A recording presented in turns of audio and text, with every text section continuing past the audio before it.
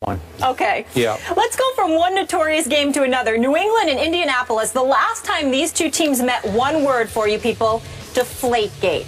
Andrew Luck is 0-4 against Tom Brady. New England is favored by 7.5 points. Skip, what do you make of this spread? Stephen A. Smith, you're going to be surprised, possibly, by my answer here. I think it's too high in favor of the New England Patriots. And I know many, many people out there right now are scoffing at me, if not laughing out loud at me. This is the classic trap spread, which leads to trap game. This is the classic case of everybody says syndrome. When everybody says this is going to happen, when everybody believes that the Patriots will embarrass once again Andrew Luck and company on their home field, the opposite happens. We've done it a couple of games already this year. Eagles at Jets. Remember, I said everybody is saying that the Jets are going to embarrass the Eagles, if not take Sam Bradford out. And you know what happened. So in this case, I'm not predicting an upset here. I'm still saying that New England will win the game. But I'm going to say it's going to be closer at this moment, reserving the right to change. It's only Tuesday. But I'm going to say it's much closer than the 7.5-point spread, and here's why. 1 year ago in Indianapolis, it was a little bit later in the season, on a Sunday night also, the Colts that you have picked to go to this year's Super Bowl, they were favored by 3 against Brady and company. So now they're underdogs by 7.5, so it's a 10.5-point swing all the way over to Brady and company. Why? Well, obviously Andrew Luck is fighting a banged-up shoulder, and we're not sure what the deal is, but he supposedly practiced, full participant in practice, so I'm going to guess or bet Andrew Luck is going to play, and I think he'll be capable of playing on Sunday night at home.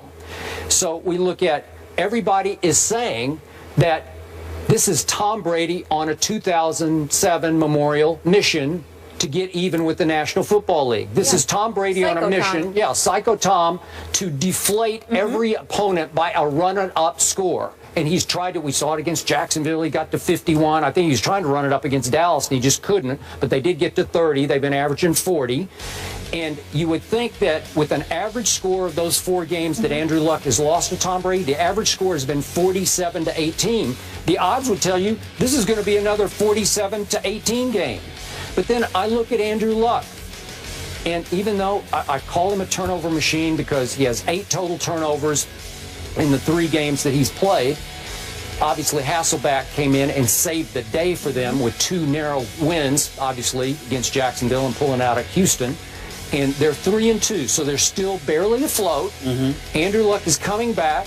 All of his weapons, to my knowledge, are pretty much intact now. T.Y. Hilton, Moncrief, Fleener, Andre Johnson finally had a rise and shine game at Houston, had 2 touchdown catches. The defense is okay. It's not terrible. They're tied for 18th in points allowed, so they're not like the worst defense. They're just kind of a middle-of-the-pack defense. Right. And, again, it's a team that a whole lot of people other than you like to get to the Super Bowl. So I'm saying 7.5-point favorites are the Patriots on the road at Indy just because of past history and what we think Tom Brady is doing to the NFL. It's just too many. The Colts are still too good. They're still a pretty good football team with an occasionally very good quarterback who just hasn't cleaned up his act yet. Well, you know what? I appreciate your sincerity. This beautiful Academy Award-winning performance that you're putting forth. It's a beautiful thing to see. It's extremely convincing I will appreciate, and 100% authentic. I don't appreciate the fact that you did not inform me when you went to Hollywood to take acting classes, because this is a beautiful, beautiful thing to see here. You're trying to act like you are actually concerned, that you actually really believe the game is going to be close, when you in your heart of hearts have been waiting for this game for months, because you primarily blamed the Indianapolis Colts along with Roger Goodell for all the things that transpired. But suddenly, as the game approaches, this is the classic game, Stephen. No, it is a beautiful. I know this man. It is a beautiful, beautiful acting performance because, well, whatever. This is what the guy is doing. Skip is sitting back and he's saying, we're going to get him. We're going to get him. You know, how dare they do this to us? They tried to sit there and take the season away from Tom Brady. Go Go get them. Make them pay. That's what Skip Bayless is doing. But on national TV in front of everybody, he has to give the impression, I'm very, very concerned. I think this game is going to be far closer than anybody thinks. Don't you all be fooled. So then when New England blows them out Monday, hey, I said it was going to be close, but in my heart of hearts, I knew that Tom Brady was going to make them pay. That's all Skip's doing here. Don't even fall for it. Here's the deal. 7.5-point favorite, Skip Bayless. It was reverse psychology. 7.5-point favorite, Skip. I got news for you. That's not a blowout. You trying to tell me it's not conceivable that the New England Patriots can win 28-20? They'd still cover. So I don't think it's too large of a number at all. That's not a blowout to me. So when you've got a 7.5, if you're 7.5-point favorites, I don't consider that to be that big of a deal, because I think that's something that New England can and will easily cover. Now, do I think that it will be a blowout? Here's the only reason why I will subscribe to your phony position, which is authentic on my part. The fact that you've got a Frank Gore averaging, the fact that you have a Frank Gore averaging 4.3 yards a carry. That's pretty good. And he's very experienced, and he's got a lot of guts. And you're going up against a New England defense. You understand that you can run on them. You can run on them. So that's an issue. So that's an issue in Indianapolis' favor. Keep going. When I look at the Indianapolis Colts wide receivers, it's T.Y. Hilton averaging 10 receptions a game. It's Dante Moncrief averaging more than 7 receptions a game. It's Andre Johnson, even though he just had 7 of his 27 receptions last week against Houston, he's got 27. You've got Fleener. He's got it. Who's Andrew Luck's favorite? Kobe Fleener. All I'm saying to you is that I can understand anyone who makes the argument that it's going to be close. Here's why I think the Patriots are going to win by a minimum of 14 points. A minimum of 14 points. I'm looking at it from this perspective. It's not about the existence of Deflategate, the fact that it happened. It's not even about the fact that the Colts were the quote-unquote rats, to use your word. Or we can call them whistleblowers. Whistleblowers, whatever. Yep. What really, I like rats. What really resonates with me is the reality that that's all anybody's going to be talking about this week leading up to the game.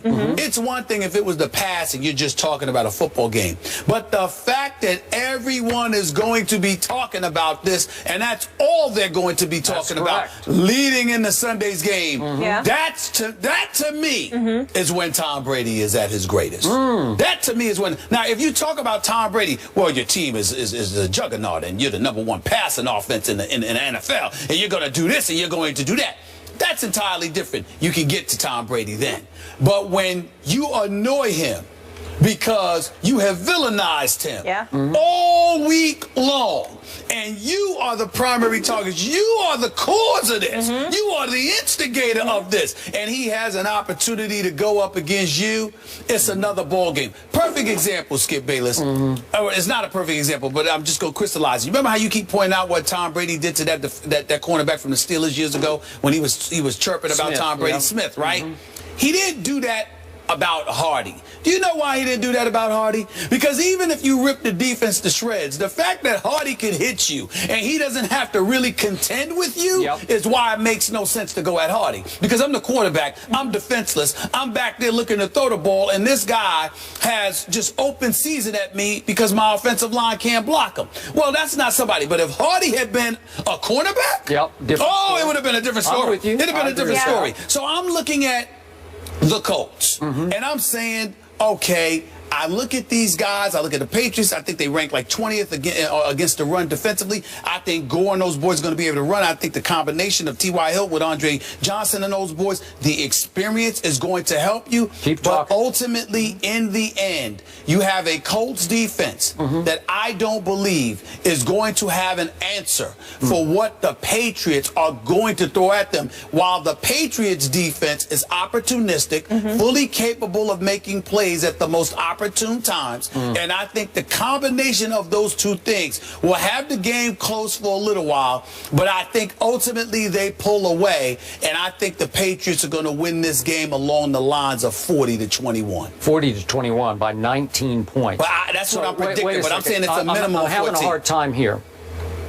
Aren't we still talking about Andrew Luck, Luck, first ballot Hall of Famer? You've told me again and again, you've beaten me down with the fact that he's already a superstar. How many seasons have Tom Brady played? I don't care. We're talking about Andrew Luck. What I'm saying to you is Andrew Luck is in his fourth year. Yep. I believe he's going to have a career spanning 18 to 20 years. How long is the honeymoon? 7 years? 8 years? I don't call 10 it a years? honeymoon. Maybe 10. Maybe he needs double digits, and then we'll start saying, maybe we should evaluate him more carefully. I don't call it a honeymoon when I was just on the record last week saying that it was a poor performance, a couple of weeks ago by him. He hasn't looked like himself, and he needs to stop turning the damn ball over. I've said that. We all know that Andrew Luck can play better, that he was turning the ball over entirely too much, that he was hurting his team, and that Matt Hasselbeck has looked good as his replacement, even though there is no quarterback controversy like some people I know would bring up. Who would? Okay, you. So the point is that we also don't know if Luck is completely healthy. Say what? We also don't know if Luck is completely healthy. I don't know wait, if he's going to play. If Hasselbeck's playing, then I think the Colts should be favored in this game. But that's just me.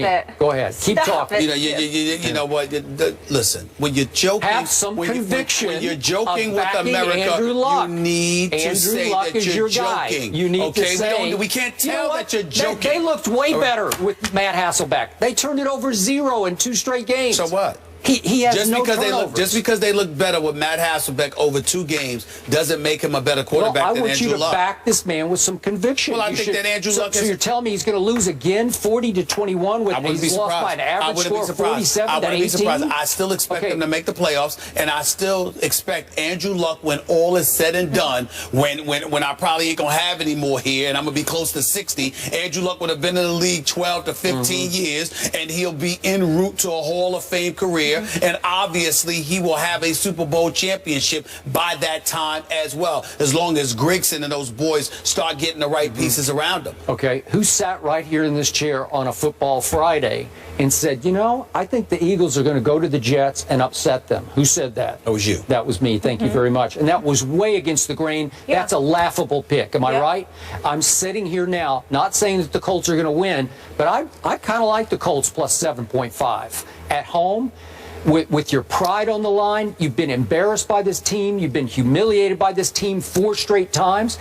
And Andrew Luck will finally walk into a football game with 0 expectations. He had expectations in the playoff game at Foxborough. Maybe I've gone too far with the 40, but I firmly believe that the New England Patriots will win this game by at least 14 points. Okay, you've gone from 19 to 14. Well, I said 14 first. All right. We just don't know what Luck is going to show up. We haven't seen the real Andrew Luck at all this season. We haven't? No. Well, who was that guy at Buffalo in the opener? Who was that guy? Stop it. Wait, are you saying that he's just been in a slump, or what are we saying? He has been in a slump. Oh, okay. And he's been banged up. Well, maybe he'll emerge from a slump this weekend. I don't know. All right. Let's see. All right.